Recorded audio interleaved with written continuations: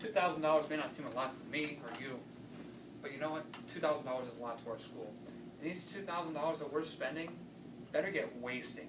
Is going towards fixing something that we take for granted as Americans and as students at this school, and that is air conditioning. Air conditioning is like something that I wouldn't go to school. We remember the times where Mr. Reed's air conditioning went out, or when Mr. Leapart's air conditioning went out. We all remember this. It was hot.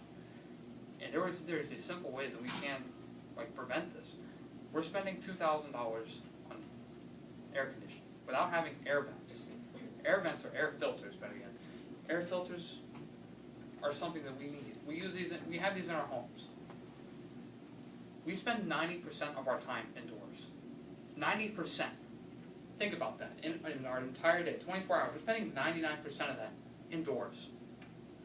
And in that time, we have air conditioning. And if we're spending close to 7 hours a day at this school. 7 hours. And without air vents, that's a waste of time. We're hurting ourselves. We're spending money. With these air filters, without these air filters, here's what we're doing to ourselves, because we're spending time. Just look up at those air vents. Look at that one in particular, and this one in particular. That's what we're breathing without having these air filters. That's what we're breathing. And it's just like a car. If this was to get into a car engine, it stops. The car stops. It's ruined. And that's what we're breathing right now. So inside your lungs, basically picture that. Sick. Kind of disgusting, right? Now, just with this simple $2,000, what it's doing is we've seen these accurate air conditioning guys around here, yes? He's working on many of the air conditioners on this side of the school. And approximately, I spoke to the gentleman. He said approximately we're spending about $2,000 a month to have these air conditioners repaired. $2,000 a month. $2,000, you know how much that adds up to? Adds up close to about $18,000 a year. Roughly in that area. And that's just with cleaning them. And if we keep doing this to our air conditioning systems, they're going to die. The dirt, they can only clean them so much. The dirt is getting into them. It's going to ruin them. And that $20,000 just to clean them, we're going to have to replace them eventually. And that's close to $6,000 a unit. You know, and our school is on a very tight budget. We all know this. So that $2,000 just for 1 month. Think of what we can do with these $2,000. We can spend it more on textbooks. We can spend it more on the technology.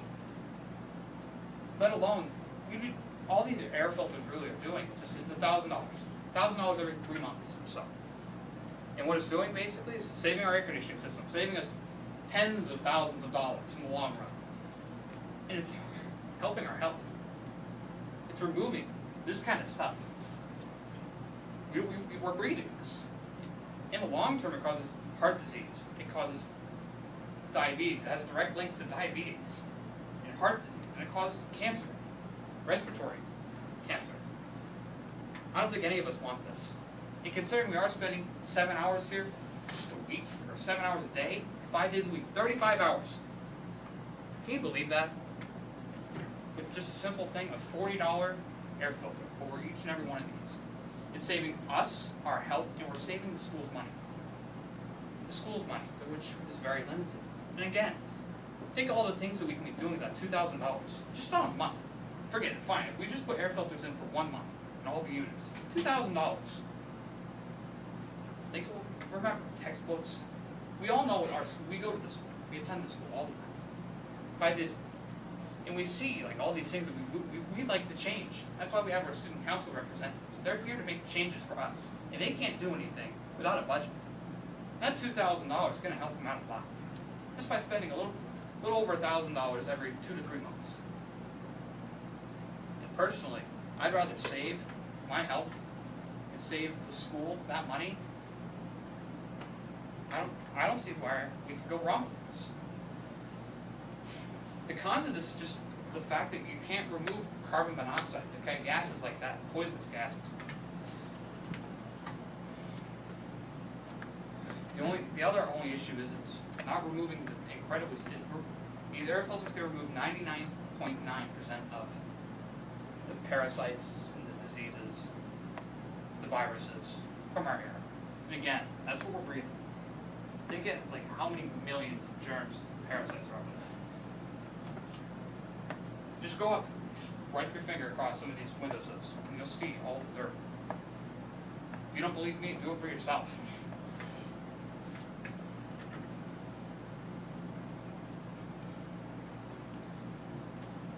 On average, it costs about $120 to clean each one of these. $120, and again, it adds up to about $2,000, a little more.